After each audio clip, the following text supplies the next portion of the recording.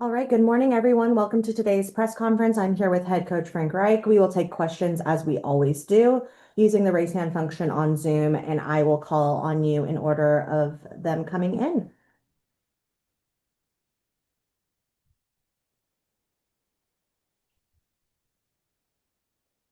All right, John, you're up first.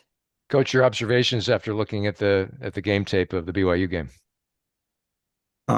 Pretty much what we thought and what everybody saw, a really good defensive effort, especially in the first half.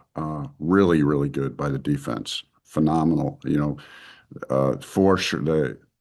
gave BYU four short fields, and there were two punts and two field goals. That's phenomenal. So the second half, we gave up some stuff defensively that we shouldn't have, but overall, a solid night by the defense.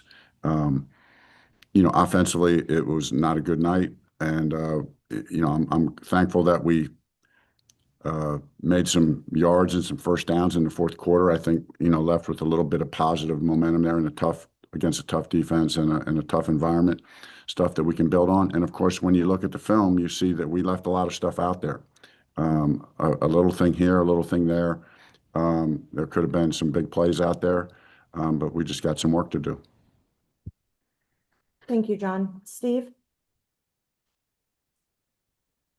Steve, you're on mute.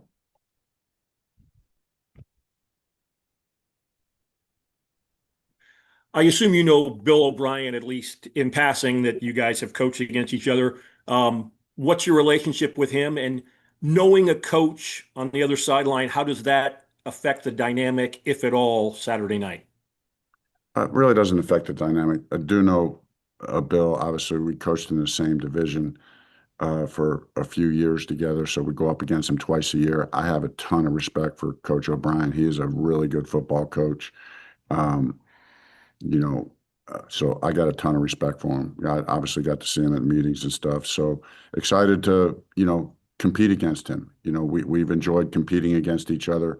And, I think he's doing a great job there. Obviously, um, they got things going pretty well. They're playing, their quarterback is, playing at a high level. They have two good, defensive outings. They got some weapons on offense. They're trying to get the ball to number 11. Number four, he's a big, tall guy with some speed.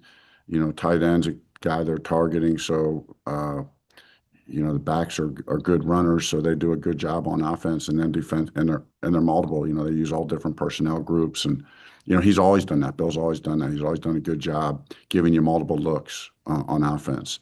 You're going to see, and he wants to run the football. They got a quarterback who can throw it all over the field, and obviously had a really good day last week. But I know Coach O'Brien. He likes to run the football, so they're going to have a balanced attack and be multiple in formations and personnel groups. And then defensively, it's a good team. 15 is a real deal pass rusher. Number one, is the best linebacker, and he's playing well. He's aggressive. He's athletic. He's a good pass rusher when he blitzes. In the secondary, number two's there. He's a guy. He's a good blitzer, a good tackler. So this is a good aggressive defense. They mix. They're multiple on defense. They're going to play some odd front, some even front. They're going to mix it up in their coverages like everybody else. So good challenge for our team. Dylan? Yes, so you guys are 3 weeks into the season, 2 games in. What have you felt like you've learned about the team more, and kind of where do you guys think you guys have grown the most between week 1 and 3? Or sorry, game 1 and game 2? Well, I think the big thing is on defense. I think we took a good step and gained some confidence on defense. Know we're going into a hostile environment against a good offense, and we could go out there and have a pretty good outing. So, I think that confidence is important for the team, and that's what we need on offense right now. We need to go out and play winning football and do it in all three phases. But in particular, we need to be effective and to be able to play winning football on offense to get some confidence. And that's what we're searching for right now offensively. I do think we took a good step on defense. But it's going to be a big challenge on the defense this week. Like I said, this offense is a pretty powerful offense. So I'm excited to see how we handle it. Ben? I asked you this earlier. I take it upon watching the film that you guys are still rolling with Gulbranson as QB1 for this week.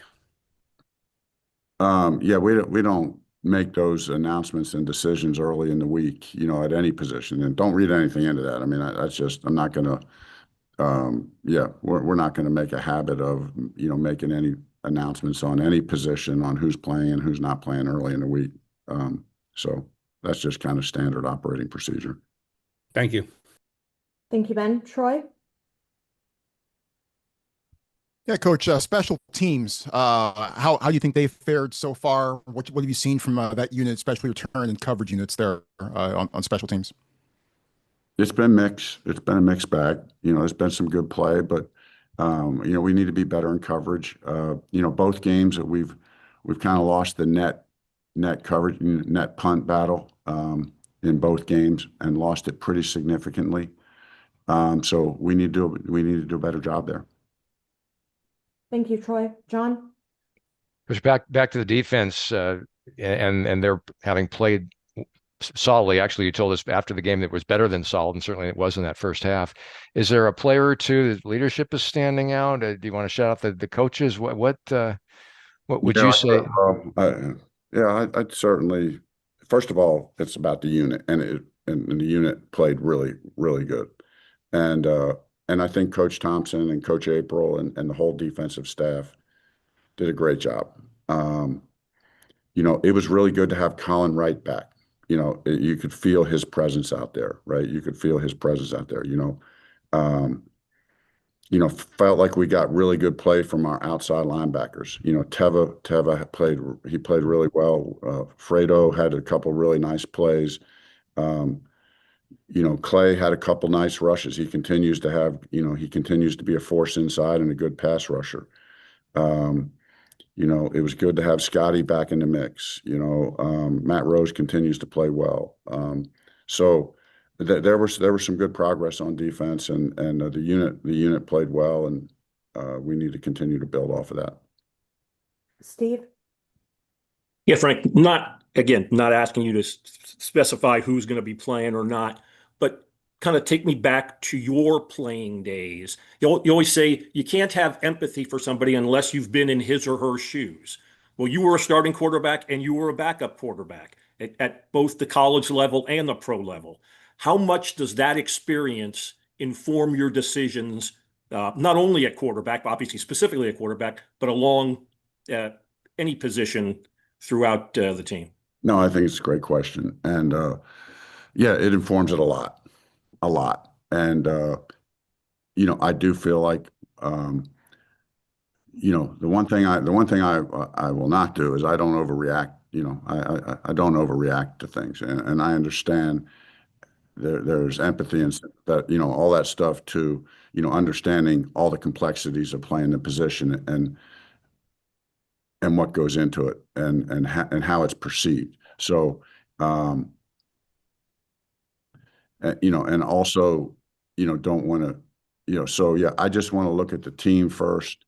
And this goes, like you said, by position. But when it comes to the quarterback position, I think my experience does help me make those kind of decisions. And I feel like that's been true my whole coaching career, in a variety of different coaching decisions at the quarterback position for different reasons, playing games or personnel acquiring guys. So it certainly, I think, helps me through the process.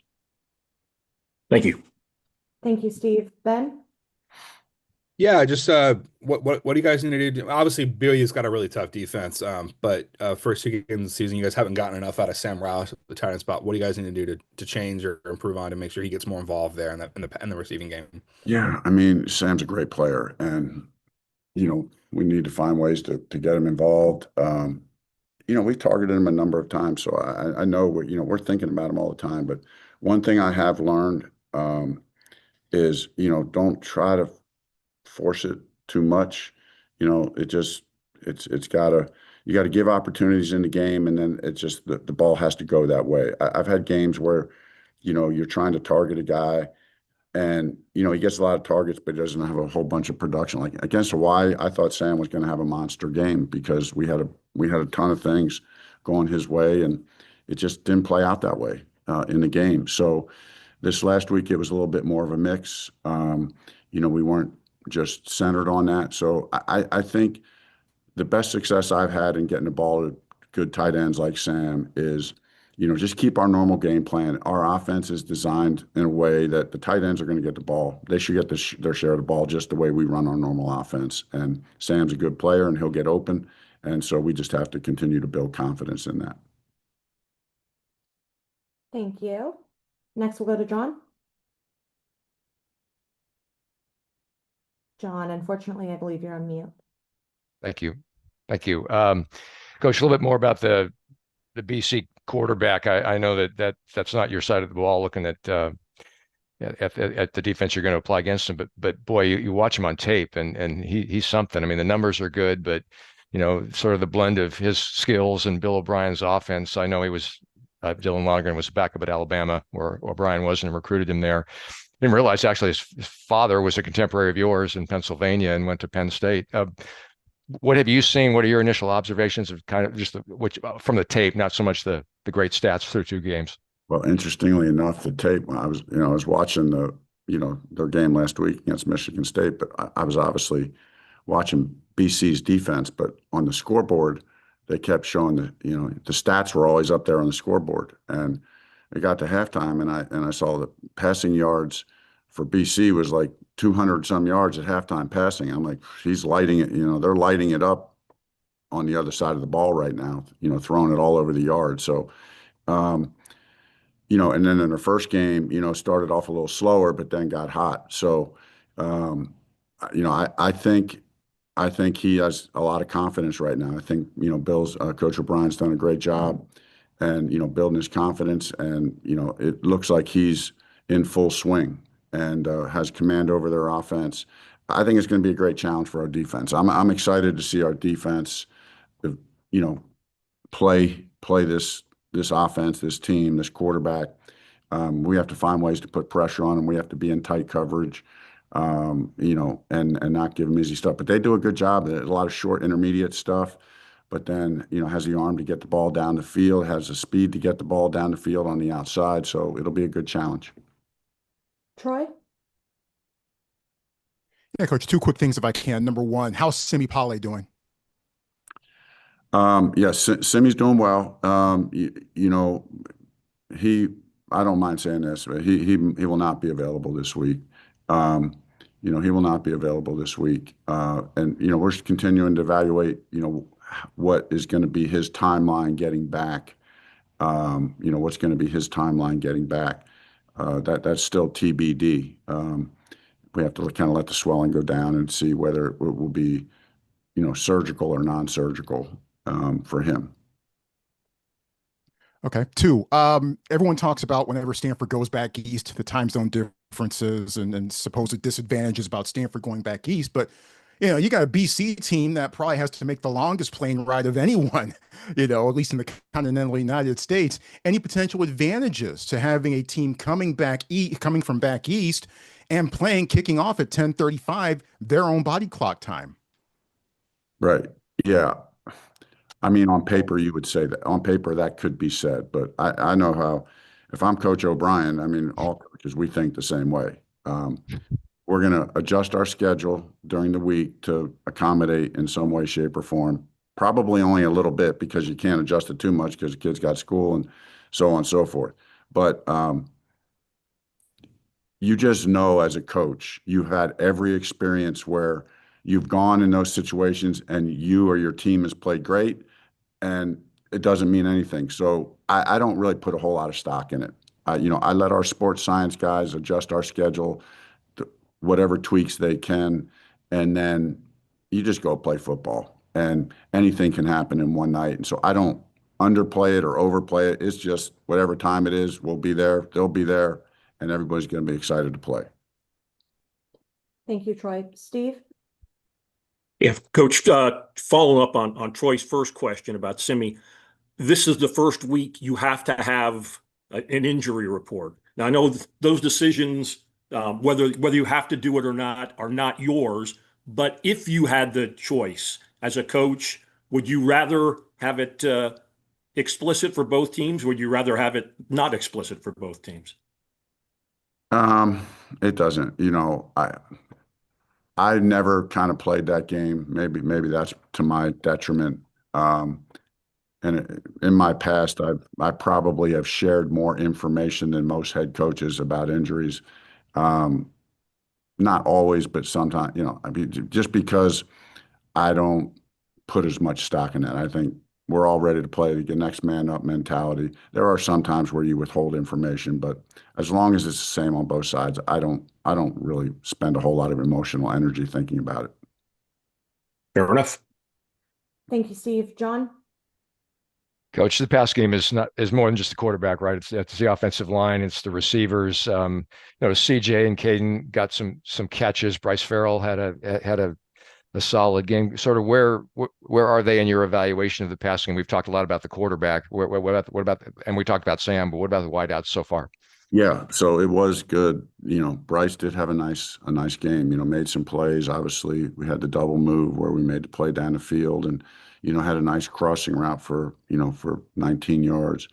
CJ has been steady, and he's a good player for us, and he's kind of like Mr. Rock Solid every week. I know we're going to get good football from CJ, and then was excited to get Caden. Caden made the one big play on the crossing route, on the play action crossing route, and Caden's can be pretty explosive, and so I think that was a little shot in the arm for us, and we need to continue to find ways. All three of those guys can get down the field and make plays down the field, so we need to continue to find ways to do that and mix it up with a short, controlled passing game and some other movement stuff, and continue to find ways to move the sticks and then be efficient in the red zone.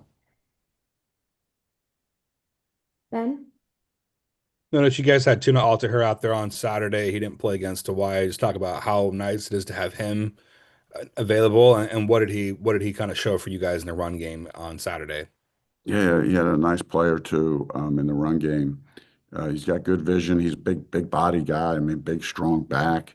What really impressed me with Tuna during training camp was, we do a lot of stuff with our protection, and I thought that he really saw it well from a protection standpoint. So feel good about the progress that he's made and glad to have him out there. Dylan? Sorry if this is already an answered question, but do we have an update on John Anthony Hall and when he may come back and play? Yep, no update. No update yet. I'm not trying to really hold anything. We're just still working through that. He is making progress. I mean, we did have a meeting yesterday, and it was a positive report. And so I just kind of be the next phase and see how he does in the next phase and in progression. Any other questions for Coach? Ben? Yeah, I'm just kind of curious. You guys got some speedy guys that can make plays in the return game, punt and kick return. What do you guys need to do to maybe make that a bit more of a weapon than it's been through the first couple of weeks? Our return game. Yeah, Just just that. Yeah. Yeah. Well, last week we had, Liam out there, excited to have Liam. Liam sees the ball real well, really tracks it well. Really a sure-handed guy, good feet and moves. So we're excited to have him back there. We've gone up against a couple guys who have had really, really good net punting against us. So we just need to continue to be disciplined in our return game. On kickoffs, most of them are going to be touchbacks these days. So, we're going to look for opportunities to take it out. But, like most teams, we're going to more default to, let's just take the ball to 25-yard line. Let's go play ball. But in the punt game, we just haven't had enough opportunities yet. We need to continue to kind of work on our return game there, and hopefully we can get a few returnable kicks and make a play. If that's the last question for Coach,